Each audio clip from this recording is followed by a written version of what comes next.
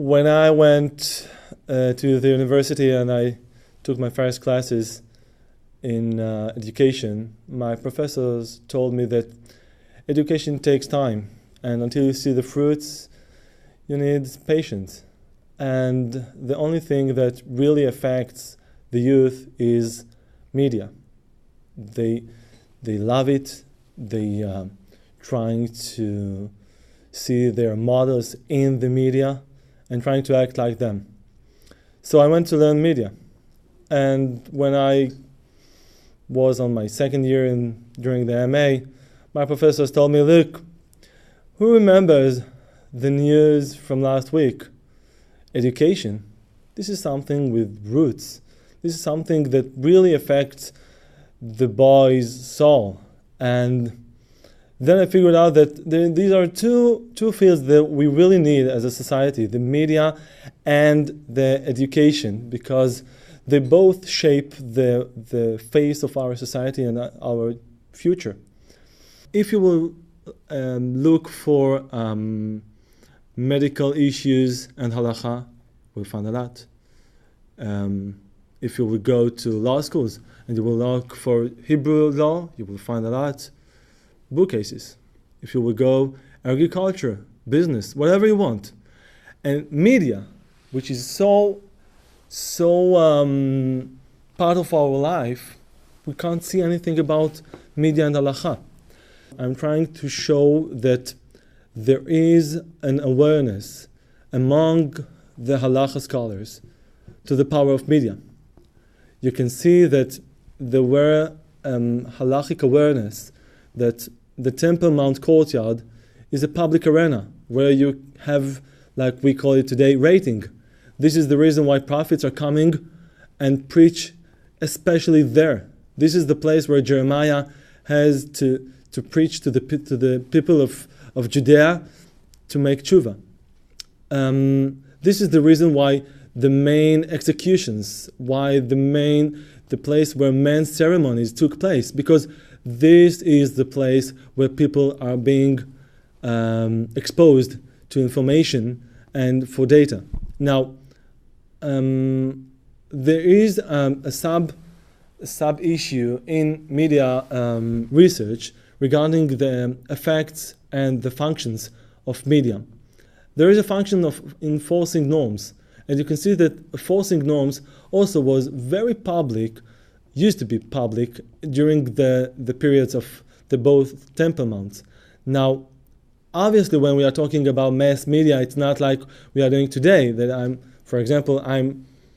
lonely almost here in the room, and we are a small group of people using technology in order to transfer an information to a larger group outside the room. But in the ancient world, you need the presence of the people, or you can use a very primitive system, such as sending letters or messengers, or by lighting torches or something like this. So obviously we're not talking about the mass media like we know it today. It's not the CNN or the NBC, but it is something that we say, look, there is an information, we're coming from this point to that point, and the entire society using that system. Sure.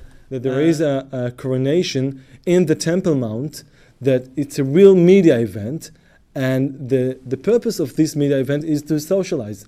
And the media today is one of the major social agents that we have, because we all have social agents, our parents, our friends, our colleagues, but they are all not taking the same part in our life. But the media is walking us from being born until the cemetery.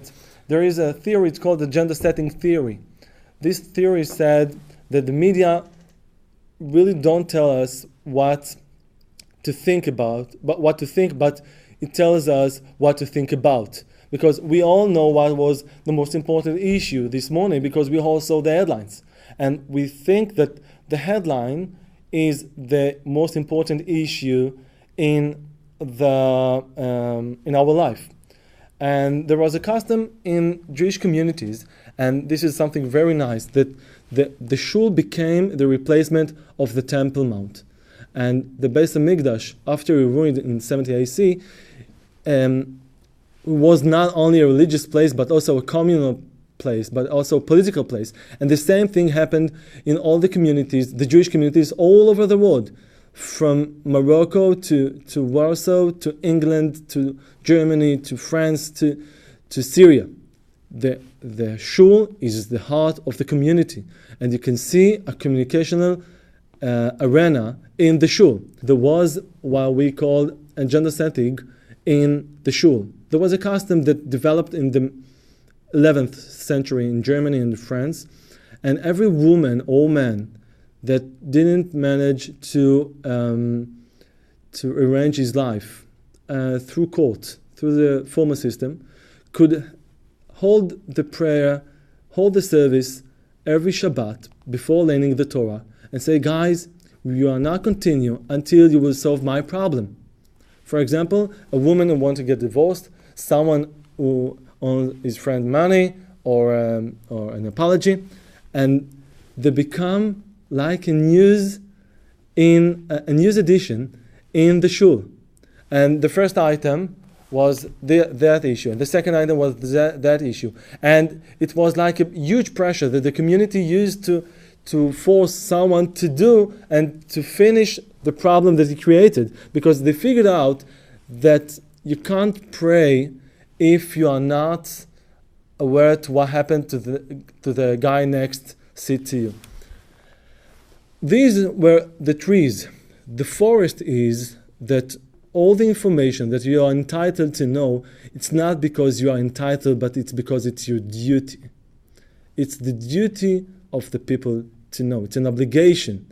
Any information that you have to know by the halacha, it's not because it's your right to know, like we used to say in the liberal thought, it's the right to know, but we are talking about the duty to know.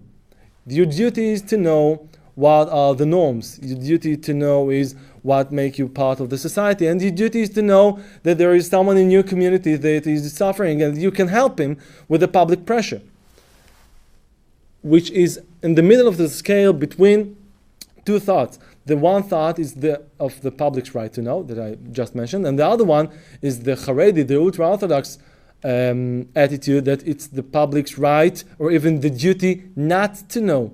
This is why you can't find on the daily newspapers in the Haredi communities any news regarding criminals. A few years ago, someone told me that in the point where the newspaper ends, start the Pashkevil. The Pashkevil is the wall posters that people are just putting on the walls in the Haredi communities to inform things that they can't publish in the newspapers. And if we are attaching the media ethics to the public's duty to know, we can figure out that the entire media ethics is turning upside down. Because most of the journalists just care for one thing, the deadline. They have to bring until specific point the specific information, and that's it. And they really don't care how do they get it. And their editor really don't care how do they get it. Now, on the way, they can do a lot of things. And when we are talking about media ethics and halacha, we can find out that there are huge difference between the halacha attitude and the ethic attitude. For example, if we know that someone wants to share information with a journalist, he can meet him somewhere, and there is a famous code that said that any conversation that the source is talking to a journalist is on the record, unless the source said specifically that it's off the record. By the halacha, it's the opposite. Any conversation is off the record, unless the source told you specifically, go and tell it. If you already, as a journalist, have the information, you are going to publish it, and then you are going to the one that you write the research about him or the article, and you ask him for a response. And he has a right to response. But in the halacha, there is a duty to protest. As a journalist, if you know that someone did something bad, you have to protest. It's your own duty. Now, the entire discourse is changed. We are not in discourse of rights, we are in discourse of duties. And this is a gap between two worlds, but I do believe that we can bridge this gap by teaching, by practicing, and by initiating a dynamics of learning media and halakha.